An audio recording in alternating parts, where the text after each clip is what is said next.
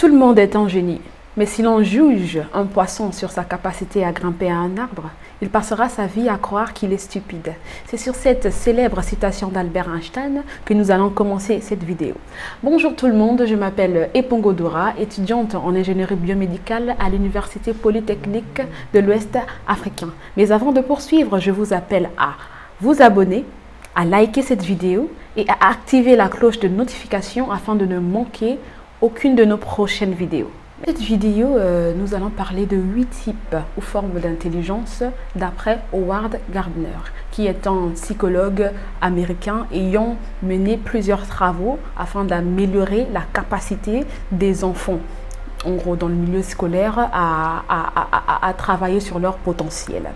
Et donc, qu'est-ce que l'intelligence? D'après Howard Gardner, l'intelligence, c'est la capacité de résoudre des problèmes ou de produire des biens qui ont de la valeur dans une ou plusieurs cultures ou collectivités. Sans plus tarder, nous allons aborder avec nos 8 formes ou types d'intelligence. Comment les détecter, comment les développer en vue de notre croissance intellectuelle. Premièrement, nous avons l'intelligence logico-mathématique. En effet, cette intelligence se révèle à notre aptitude de résoudre les problèmes abstraits et logiques, de manipuler les nombres, d'analyser, en gros, travailler notre raisonnement. Et comment développer cette intelligence, bien sûr, en jouant beaucoup de jeux, de calculs, en résolvant des énigmes, pourquoi pas mathématiques, et en lisant beaucoup et travaillant beaucoup sur nos exercices de mathématiques à l'école. Deuxièmement, l'intelligence verbo-linguistique. Elle concerne généralement ceux qui aiment lire, écrire, ceux qui aiment convaincre, ceux qui aiment parler. Voilà. Et comment la développer? C'est très simple. Pour ceux qui aiment lire, vous devez lire des livres, écrire des articles, vous documenter plus souvent selon le domaine ou les activités qui vous passionnent. Troisièmement, nous allons parler de l'intelligence corporelle kinesthésique. En gros, cette intelligence concerne les sportifs à haut niveau ou du moins des danseurs. Pour vous prendre un exemple, nous allons prendre l'exemple de la danse contemporaine, qui est une danse très expressive. Et donc, pour ceux qui ont ce type d'intelligence, je vous appellerai vraiment afin de développer, de vous exprimer un peu plus dans les chants, dans vos gestes, et voilà. Pour notre quatrième type d'intelligence, nous allons parler de l'intelligence spatiale. C'est cette intelligence qui nous permet de nous repérer dans notre environnement.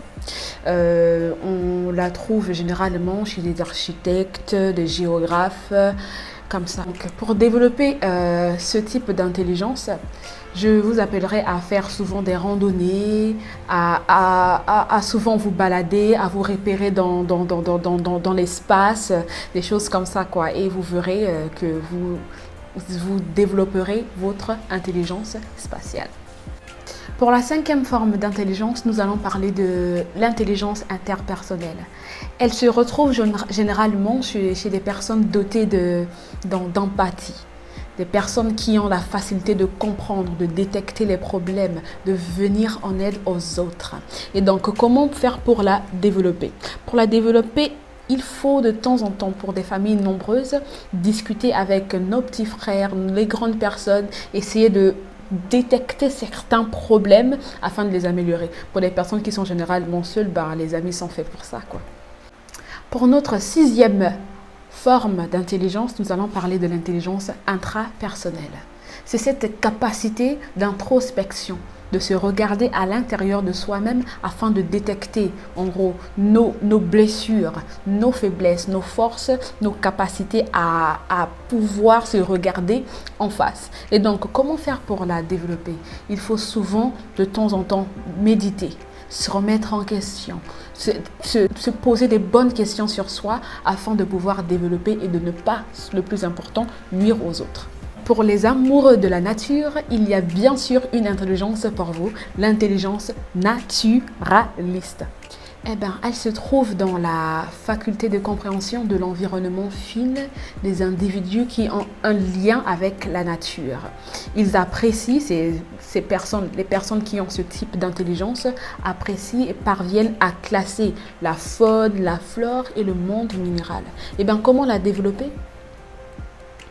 C'est simple, il faut être en contact avec la nature et l'observer continuellement. Pour notre 8e type d'intelligence, nous allons parler de l'intelligence musicale, encore appelée intelligence musico-rythmique. En effet, pour ceux qui écoutent de la musique ou aiment le bruit d'un moteur V8, qui est l'intelligence musicale, et pour ceux qui se concentrent lorsqu'ils étudient, en gros, en ayant un rythme dans les oreilles. Et alors là, nous parlerons de l'intelligence rythmique, d'où le nom de l'intelligence musico-rythmique. Et bien, pour la développer, prenez régulièrement des cours de musique, apprenez à jouer d'un instrument, à essayer de détecter les sentiments, vos sentiments, lorsque vous écoutez une ou différentes mélodies. Mais vers une 9e forme d'intelligence, d'après Howard Gardner, qui est l'auteur de ces différents types d'intelligence, a également détecté une 9e qu'on appellerait l'intelligence spirituelle ou existentielle. Eh bien, grâce à cette intelligence spirituelle ou existentielle, nous évaluons notre capacité à nous questionner sur notre existence, notre destinée, se questionner sur nos origines, le sens des choses.